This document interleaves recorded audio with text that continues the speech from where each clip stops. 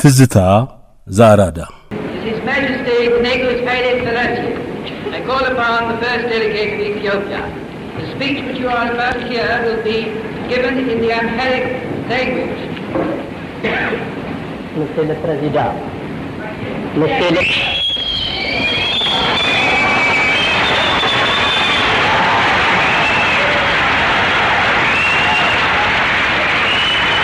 የሰማችሁት ድምጽ የኢትዮጵያ ንጉሠ ነገሥት ግርማዊ ጃንሆይ አፄ ኃይለ ሥላሴ በኢጣሊያ ወረራ ጊዜ ማህበርተኛ ለሆኑበት የጄኔቭ የሊግ ኦፍ ኔሽን ጉባኤ ንግግር ሊያደርጉ ሲጀምሩ የነበረውን ጩኸት ነው። በጊዜው ብቸኛ ነጻ የአፍሪካ መንግስት የሆነችው የማህበሩ አባል ኢትዮጵያ በሌላ ማህበርተኛ ስትወረር እንዴትና ለምን እንደማለት አቤቱታዋም እንዳይደመጥ ረብሻ መደረጉ የማህበሩ መፍረስ የመጀመሪያ ምልክት ነበር። አፄ ኃይለ ሥላሴ ይህን የጄኔቫ አቤቱታ ያሰሙት በሰኔ 23 1928 ዓመተ ምህረት ነበር። 90 ዓመት ሞላው ሰሞኑ። በጊዜው ግርማዊ ቀዳማዊ ኃይለ ሥላሴ ለጄኔቭ ጉባኤ ያደረጉትን ንግግር ከሞላ ጎደል እናስደምጣችኋለን። ምንጫችን ቀዳማዊ ኃይለ ሥላሴ ንጉሠ ነገሥት ሕይወቴና የኢትዮጵያ እርምጃ የሚሰኘው መጽሐፍ ነው። ለባለመብቶቹ በኒያላ ኢንሹራንስ ኩባንያ በእናንተ ባለመብቶቻችንና በእኛ በፕሮግራሙ አዘጋጆች ስም ከፍ ያለ ከበሬታ ያዘለ ምስጋና እናቀርባለን።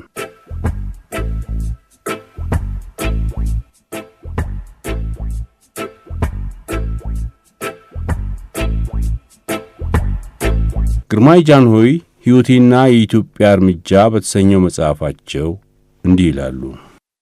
በሰኔ 23 ቀን 1928 ዓመተ ምህረት የ52 መንግስታት እንደራሴዎች በተሰበሰቡበት ቤት ገብተን ሐሳባችንን ለመናገር ቀጠሮ ተደርጎልን ነበርና በቀጠሮው ቀን ሄደን በማንበቢያው ስፍራ ስንቆም ለወሬ የመጡት ኢጣሊያኖች ንግግራችንን ለማሰናከልና እንዳይሰማ ለማድረግ ሲሉ እያከታተሉ ያፏጩ ነበር። በዚህን ጊዜ የሩማንያ መልእክተኛው ሙሴ ቲቱሌስኪ ስለ ፍርድ ስትል እነዚህን አውሬዎች ዝም አሰኝ ብሎ ለጉባኤው ፕሬዝዳንት ለሙሴ ቫንዚላንድ አመለከተ። የጉባኤውም ፕሬዝዳንት ኢጣሊያኖቹ በብዙ መንግስታት እንደራሴዎች ፊት የብልግና ሥራ መሥራታቸውን አይቶ ዘበኞች በግድ እንዲያስወጧቸው ስላዘዘ እየያዙ አስወጧቸው። ከዚህም በኋላ እኛ በአማርኛ ቋንቋ አነበብንና ወዲያው በፈረንሳይኛና በእንግሊዝኛ እየተተረጎመ ጉባኤው ሁሉ እንዲሰሙ ተደረገ። ቃሉም ከዚህ ቀጥሎ ያለው ነው።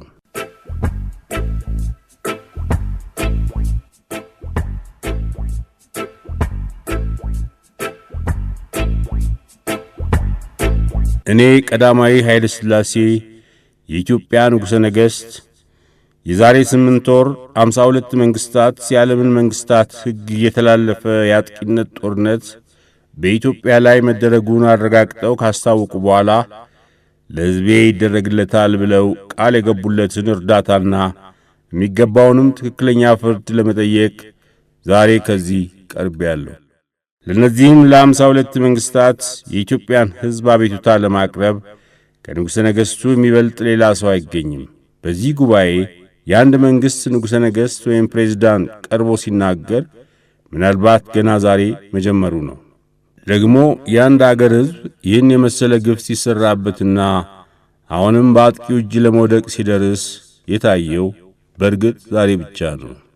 ደግሞ አንዱ መንግሥት የሌላውን መንግሥት አገር በጦርነት እንዳይወስድበትና ንጹሐን የሆኑበትንም የሰው ወገኖች ኃይለኛ በሆነው በጋዝ ቶክሲክ መርዝ እንዳይፈጃቸው ተብሎ በዓለም ካሉ መንግሥቶች ጋር በተዋዋለው ውል በክብርና በግልጥ የሰጠውን ቃል ኪዳን ተላልፎ በጨካኝነት መሳሪያ የአንዱ ሕዝብ ዘር በቁርጥ ለማጥፋት ከዚህ ቀድሞ የተነሳና ምሳሌ የሆነ መንግሥት አልታየም።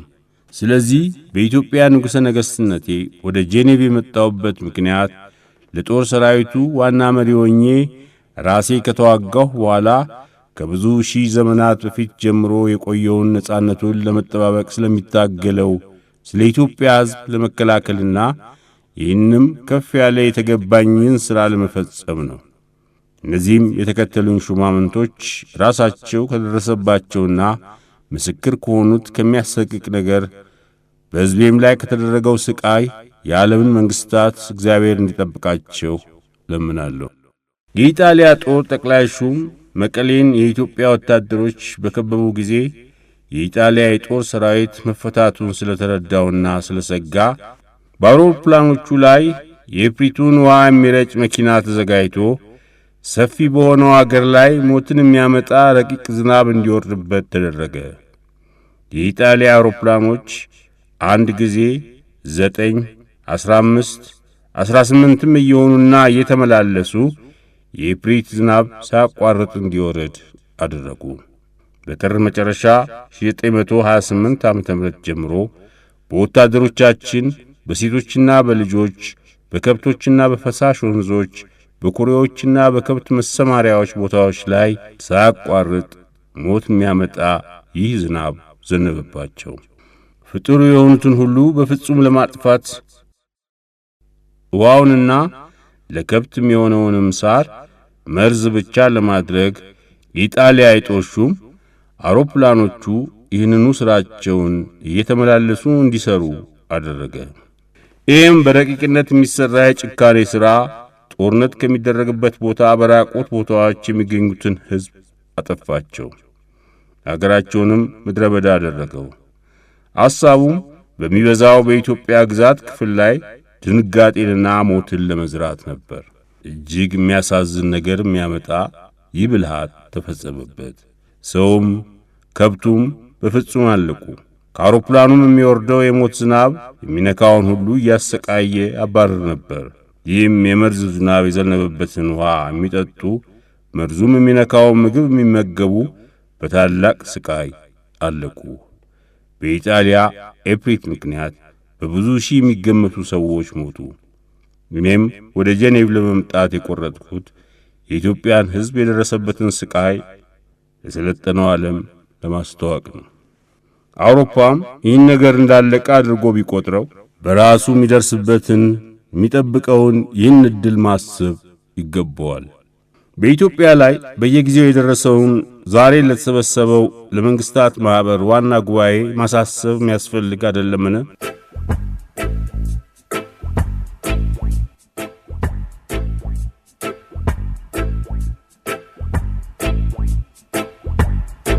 የሮማ መንግሥት ዛሬ በግልጥ ማድረግ ይችላል ብሎ የተነሳበትን ኢትዮጵያን በጦርነት ለመውሰድ ያሰበውን ሐሳብ ባለማቋረጥ ሲያዘጋጅ ኖረ።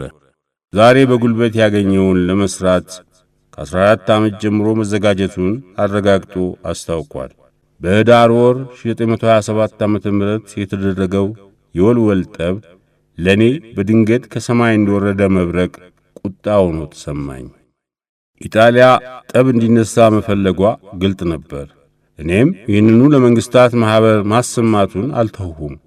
ነገር ግን የኢትዮጵያ መጥፎ ዕድሏ ሆኖ አንዳንድ መንግሥቶች በአውሮፓ አኳኋን ምክንያት በማናቸውም ረገድ ቢሆን የኢጣሊያን ወዳጅነት ማግኘት በግድ የሚያስፈልግ መስሎ ታያቸው። የኢጣሊያን መንግሥት በኃይል ለጠየቀው ጥያቄ የተሰጠው ዋጋ የኢትዮጵያን ነጻነት አሳልፎ መስጠት ሆነ። በዚሁ ምክንያት በተደረገው ጥፋት ኢትዮጵያና ዓለም ሁሉ እጅግ ተቸገሩበት። እስካሁንም ድረስ ይህ ችግር አላቋረጠም። ይኸውም በመጀመሪያ ጊዜ የተደረገው የመንግሥታት ማኅበር ውል መሻር አንድ ጊዜ ብቻ ሆኖ አልቀረም። እኔም በግድ የመጣብኝን ጦርነት ለማድረግ አለመፈለጌን በየጊዜው ከማስተዋወቅ አላቋረጥኩም። የምዋጋውም የሕዝቤ ነጻነቱና የኢትዮጵያም ሙሉ ግዛት እንዳይነካባቸው በማለት ብቻ መሆኑንና በዚህም ጦርነት የሚከላከለው የታላቅ መንግሥቶች ጎረቤት የሆኑ ትንንሽ መንግሥቶች ሁሉ በኃይል አገራቸውን ለመውሰድ እንዳይችል የእነርሱን ጉዳይ ጭምር ነው። በ1928 ዓመተ ምህረት በጥቅምት ወር ዛሬ የሚሰሙኝ 52ቱ መንግሥቶች አጥቂው አያሸንፍም፣ የሕግ መንግሥት እንዲኖርና እንዲጸና፣ ከሕግ ተላልፎ በኃይል የሚሠራ ሥራ እንዲፈርስ፣ በማኅበሩ ውል የተጻፈውን ቃል ሁሉ እንዲፈጸም እናደርጋለን ብለው ቃል ሰጥተውኝ ነበር። በዓለም ሁሉ አጥቂነቱ ከተፈረደበት መንግሥት ሕዝቤ እንዲከላከል ያደረግኩት እምነቴን የገለጥኩት የዛሬ 8 ወር 52ቱ መንግስቶች የተከተሉትን ፖለቲካ እኔም ተከትዬ ነውና ይህንኑ ፖለቲካቸውን እንዳይዘነጉት አሳስባለሁ። ምንም የጦር መሳሪያዬ ከአጥቂው ያነሰ ቢሆን አውሮፕላን፣ መድፍ፣ ሌላም መሳሪያ፣ የቁስለኛ ማሳከሚያ በጭራሽ ባይኖረኝ ተስፋዬ በመንግስታት ማህበር ውል ላይ ነበር። 52ቱ መንግስቶች ከነዚሁም በዓለም የበለጡ ያሉባቸው በአንድ አጥቂ በሆነ መንግስት ብቻ ሊሸነፉ ማይቻል ነው ብዬ አስብ ነበር። በውል ኃይል ተማምኜ በአውሮፓ አንዳንድ ትንንሽ መንግስቶች እንደደረሰባቸው ሁሉ ለጦርነት አልተዘጋጀውም ነበር። አደጋው የሚያጣድፍ በሆነ ጊዜና በሕዝቤም ፊት ያለብኝ ኃላፊነት ሕሊናዬን የሚነካ ስለሆነ በ1928 ዓመተ ምህረት መሳሪያ ለማግኘት ሞከርሁ። ብዙ መንግስቶችም እኔን ለመከልከል ሲሉ መሳሪያ ከአገር እንዳይወጣ ከለከሉ። የኢጣሊያ መንግስት ግን በካናል ሱዊስ በኩል መሳሪያና ጥይት ወታደርም ሳያቋርጥና ማንም ሳይከለክለው ለማስተላለፍ ችሎ ነበር።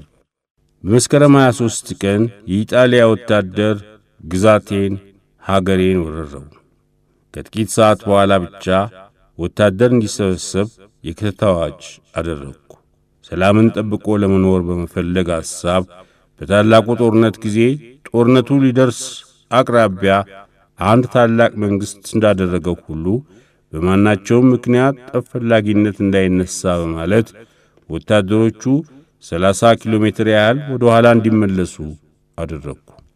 ከዚህም በኋላ ጦርነቱ ለምክሩ ጉባኤ እንዳመለከትኩት ሁሉ በታላቅ ግፍ ይቀጥል ጀመር።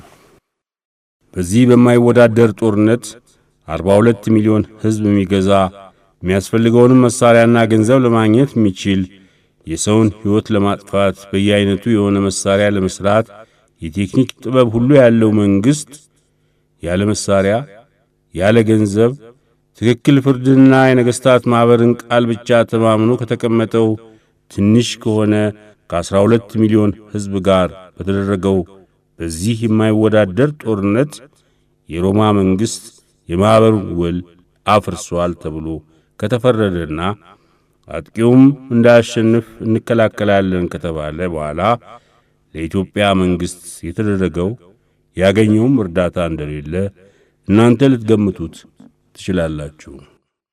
በማኅበሩ ያለው አንዳንዱ መንግሥት ሁሉ በማኅበሩ ውል በ17ኛው ክፍል ተጽፎ የፈረመው ፊርማ እንደሚያዘው ሁሉ አጥቂው ያደረገው ጦርነት በእያንዳንዱ ማኅበርተኛ ላይ በራሱ እንደተደረገበት ሁሉ ቆጥሮት የለምን?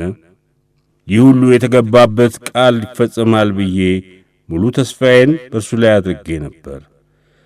ተስፋዬም ደግሞ አጥቂው ዋጋ አያገኝም፣ ኃይልም በሕግ ፊት እንዲሸነፍ ይደረጋል ተብሎ በማኅበሩ ጉባኤ የተነገረው ቃል የሚያደላድል ተስፋ አግኝቶ ነበር። በታኅሳስ ወር 1928 ዓመተ ምህረት ኢትዮጵያ እንድትከፋፈል ተብሎ የቀረበውን ድርድር በዓለም ያለው ብዙ ሚሊዮን የሚሆን ሰው እንደተቃወሙ ሁሉ የምክሩም ጉባኤ ሐሳቡ ይህ ነው ሲል በግልጥ አስታውቆ ነበር። ብዙም ጊዜ ይህ የተነሳው ጠብ የኢትዮጵያና የኢጣሊያ ጠብ ብቻ አይደለም። ጠቡ የኢጣሊያ መንግሥትና የመንግሥታት ማኅበር ጠብ ነው ተብሎ ተነግሮ ነበር። እኔም ራሴ ሕዝቤም የመንግሥታት ማኅበርን ውል የሚያስወግድ ለራሴ ጥቅም የሚሆን ያቀረቡልኝን ድርድር ሁሉ አልቀበልም ብዬ መመለሴ ስለዚህ ነበር። እኔም የተከላከልኩት ለጥቃት የሚያሰጋውን የትናንሾች መንግሥቶች ጉዳይ ጨምሬ ነበር። እናደርግልሃለን ተብለው ያልተሰጡኝ ቃሎች ሁሉ ወዴት ደረሱ?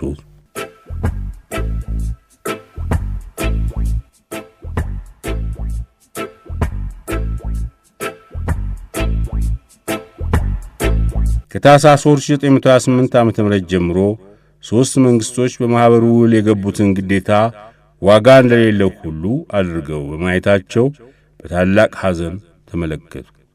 ከኢጣሊያ ጋር ያላቸው አገባብ ኢጣሊያ በአጥቂነት ያደረገችውን ሥራ ለማቆም ማናቸውንም ነገር እንዳይቀበሉ አደረጋቸው።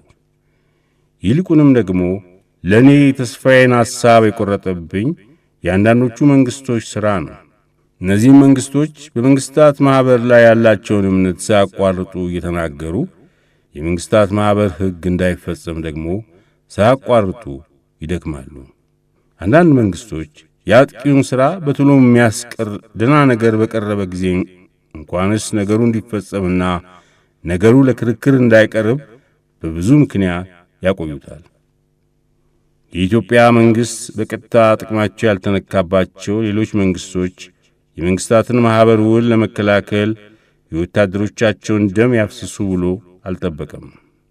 የኢትዮጵያ ጦረኞች ጠይቀው የነበሩት ለመከላከያ የሚሆናቸውን ነገር ብቻ ነበር። ስለዚህም ብዙ ጊዜ መሳሪያ ለመግዣ የሚሆን ገንዘብ ለማግኘት ጠይቄ ነበር። ይህንንም እርዳታ ተከለከልሁ። በመንግስታት ማህበር ውል በ16ኛው ክፍል የተጻፈው ቃልና መንግስቶች እየተባበሩ በመረዳዳት ጸጥታ እንዳይጠፋ ያደርጋሉ የተባለው ያፈጻጸሙ ትርጓሜ ምን ይሆን? ከጅቡቲ እስከ አዲስ አበባ ያለው የምድር ባቡር ለኢትዮጵያ የሚሆን መሳሪያ እንዳይተላለፍበትና ለኢትዮጵያ መንግስት እንዲያገለግል በተጠየቀ ጊዜ መሳሪያው በዚያ በኩል እንዳይገባ ብዙ ችግር ተደረገ። ለአሁኑ ሰዓት ግን በኢትዮጵያ ውስጥ ያላገባብ ለገባው ለኢጣሊያ ሰራዊት ዋና የስንቅና የመሳሪያ ማመላለሻ ሆኗል። የገለልተኝነት የኒውትራሊቲ ደንብ እንኳን የኢጣሊያ ወታደሮች እስካሉበት ድረስ ይህን የመሰለውን ነገር እንዳይጫን ይከለክላል። ይህ ከሆነ የመንግስታት ማህበር ውል በ16ኛው ክፍል በተጻፈው ቃል ማህበርተኞች የሆኑት መንግስቶች ሁሉ አንድ መንግስት ሌላውን በአጥቂነት የወጋው እንደሆነ ሌሎች ገለልተኛ መሆናቸው ቀርቶ መርዳት የሚገባቸው ለአጥቂው ሳይሆን ለተጠቂው ስለሆነ የኒውትራሊቲ ደንብ በዚህ መነሳት አይገባውም። በዚህ አኳኋን የመንግስታት ማህበር ውል ከዚህ ቀድሞ ተጠብቋልን? ዛሬም እንደተጠበቀ ነው ለማለት ይቻላልን? አሁን በመጨረሻ በመንግስታት ማህበር ታላቅ አገባብ ያላቸው ታላላቅ መንግስቶች በምክር ቤታቸው አጥቂው የኢጣሊያ መንግስት የኢትዮጵያ መሬት አንዱን ክፍል ከያዘ በገንዘብ ጥቅም ረገድ ይህ እንዳይሆን ያቆምነውን መከላከያ መቀጠል አያስፈልግም ብለው አስታወቁ።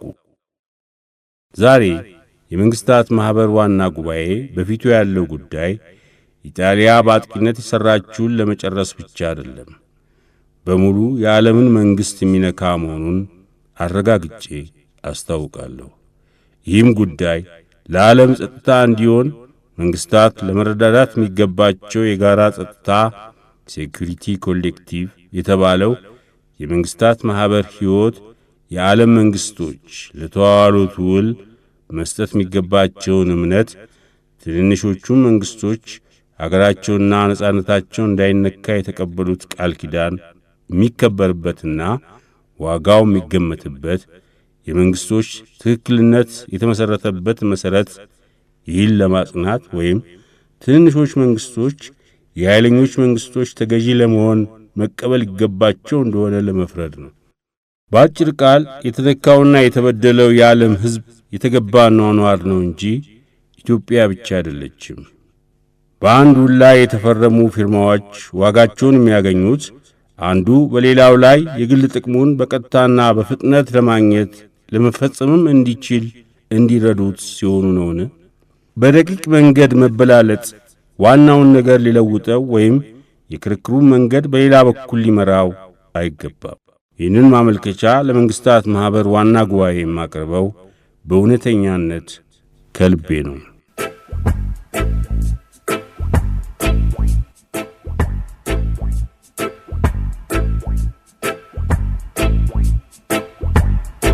ከእግዚአብሔር መንግሥት በስተቀር የፍጡር መንግሥት ሁሉ አንዱ ከአንዱ የሚያበላልጥ ሥራ የለውም።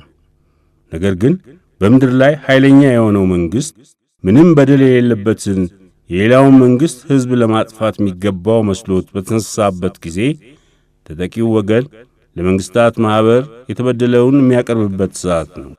እግዚአብሔርና ታሪክ ለምትሰጡት ፍርድ ምስክር ሆነው ይመለከቱታል። ሕዝቤ ዘሩ ሊጠፋ በደረሰበት የመንግሥታት ማኅበርም እርዳታ ከጥፋት ለማዳም በሚችልበት ጊዜ ማናቸውንም ሳላስቀርና ሳላቆይ በተዘዋዋሪ ቃል ሳይሆን እውነቱን አውጥቼ እንድናገር ሊፈቀድልኝ የተገባ ነው። ከዚህ ቀድሞ የተደረገው ሳይበቃ የቀረው ሳንክሲዮን የታሰበውን ፍሬ አላፈራም ተብሎ በማረጋገጥ ቃል ሲነገር ሰማለሁ። በማናቸውም ጊዜ በማናቸውም ምክንያት ቢሆን በፈቃድ እንደማይበቃ የተደረገና ደግሞም አፈጻጸሙ እንደሚገባ ያልሆነ ሳንክሲዮን አጥቂውን ለማቆም እንደማይችል የታወቀ ነው። አጥቂውን ሳናቆመው ቀረን ያሰኛል እንጂ የማይቻል ስለሆነ ነው ለማለት አይቻልም። ኢትዮጵያ በገንዘብ እርዳታ እንዲደረግላት ከዚህ ቀድሞ ጠየቀች፣ አሁንም ጠይቃለች። ይሄስ ሊፈጽም የማይቻል ነውና የመንግስታት ማህበር ግን በሰላም ጊዜ እንኳን በአጥቂው ላይ ሳንክሲዮን አናደርግበትም ላሉ ሌሎች መንግስቶች በገንዘብ እርዳታ አድርጎላቸው ነበር። የኢጣሊያ መንግስት የጨካኝነት መሳሪያ እንዲያገለግለው በማድረጉ ብዙ ጊዜ እየደጋገመ የዓለምን መንግስታት ሕግ ሁሉ በመተላለፉ ምክንያት ዛሬ ሳንክሲዮን ይነሳለት የሚል ሐሳብ መታሰቡን ልቤ እጅግ እያዘነ ተመለከትኩ። ይህ አደራረግና ሐሳብ ኢትዮጵያን አጥቂው መንግስት የፈቀደውን ይፈጽምባት ብሎ መተው አይደለምን? በመንግስታት ማህበር ዋና ጉባኤ ፊት ለሕዝቤ በታላቅ ብርታት ለመከላከል ባቀረብኩበት ጊዜ ጥቂት ቀደም ብሎ ይህ ሐሳብ መታሰቡ የመንግስታት ማህበርተኞች ከሆኑት መንግስቶች ኢትዮጵያ እርዳታንና መተማመኛን እንዳታገኝ አንደኛውን መጨረሻውን ዕድሏን የሚቆርጥባት አይደለምን? የመንግስታት ማህበር ሥራ መሪ ለመሆን ሥልጣን ባላችሁ በታላላቅ መንግስቶች እርዳታ የሚገኘው የመንግስታት ማህበርና ማህበርተኞች በሚገባ ተስፋ አድርገው የሚጠብቁት ይህን የመሰለውን ፍጻሜ ነውን? ኢጣሊያ በአጥቂነት በሠራችው ሥራ ነገሩ እዚህ ቢደርስ የመንግስታት ማህበርተኞች የሆኑት መንግስቶች የኃይለኛውን ፈቃድ በመፈጸም ምሳሌ ለመተው ፈቃዳቸው ይሆናልን? የመንግስታት ማህበር ውል እንዲሻሻልና የመንግስታት መረዳዳት የሚሰጠው መተማመኛ የተፈተነ እንዲሆን ለማድረግ ተብሎ በእርግጥ ለመንግስታት ማህበር ዋና ጉባኤ ሐሳብ መቅረቡ ነው። መለወጥ የሚገባው ውሉን ኖሯልን? ውሉን የፈረሙት በሙሉ የተጻፈውን ቃል ለመጠበቅ ፈቃዳቸው ካልሆነ ውሉ ቢለወጥስ እንዲጠበቅ ምን መተማመኛ ይገኛል? የጎደለው ከዓለም መንግስታት ሐሳብ ነው እንጂ ከመንግስታት ማህበር ውል አይደለም። የመንግስታት ማህበርተኛ በሆነው በኢትዮጵያ ሕዝብ ስም ሆኜ የመንግስታት ማህበር ውል እንዲከበር የሚያስፈልገው ነገር እንዲፈጸም ጉባኤውን እጠይቃለሁ። በኢትዮጵያ ሕዝብ ላይ ከውል የተላለፈ ነገር ስለተደረገበት በዚሁ በተደረገበት ግፍ ምክንያት ከዚህ ቀድሞ ያቀረብኩትን መቃወም አሁንም እንደገና እቃወማለሁ። በዓለም ፊት ሆኜ የኢትዮጵያ ንጉሠ ነገሥት የኢትዮጵያ መንግሥትና ሕዝብ በኃይል የተደረገባቸውን ነገር አይቀበሉም። ሥርዓት እንዲያሸንፍ የመንግስታት ማህበር ውል እንዲከበር የሚገባቸውም ሥልጣንና ግዛት እንዲመለስላቸው የሚቻላቸውን ነገር ሁሉ ማድረጋቸውን እገልጣለሁ። በተጠቃችሁ ጊዜ አጥቂ እንዳያሸንፋችሁ እንረዳችኋለን ብለው ለኢትዮጵያ ሕዝብ ቃል ኪዳን የገቡት 52 መንግስቶች ቃል ኪዳናቸውን አጽንተው እንዲረዱ እርዳታቸውን እጠይቃለሁ። ለኢትዮጵያ ምን ልታደርጉላት ትፈቅዳላችሁ? ታናናሽ መንግስቶች እንዳይጠፉ በኢትዮጵያ የደረሰባት ዕድል እንዳይደርስባቸው መንግስቶች እንዲረዳዱ መተማመኛ ለማድረግ ቃል ኪዳን የገቡትም ታላላቅ መንግስቶች የኢትዮጵያ ነጻነት እንዳይጠፋ ግዛቷም እንዲከበር ምን አይነት እርዳታ ለማድረግ አስባችኋል? እዚህ የተሰበሰባችሁ የዓለም እንደራሴዎች ሆይ አንድ ንጉሠ ነገሥት በደረሰበት ሐዘን ማድረግ የሚገባውን ሥራውን ለመፈጸም ጄኔቭ ወደ እናንተ መጥቻለሁ። ለሕዝቤ ምን ምላሽ ልውሰድለት? ግርማዊ ቀዳማዊ ኃይለ ሥላሴ ሰኔ 23 ቀን 1923 ዓመተ ምህረት ጄኔቭ። Is the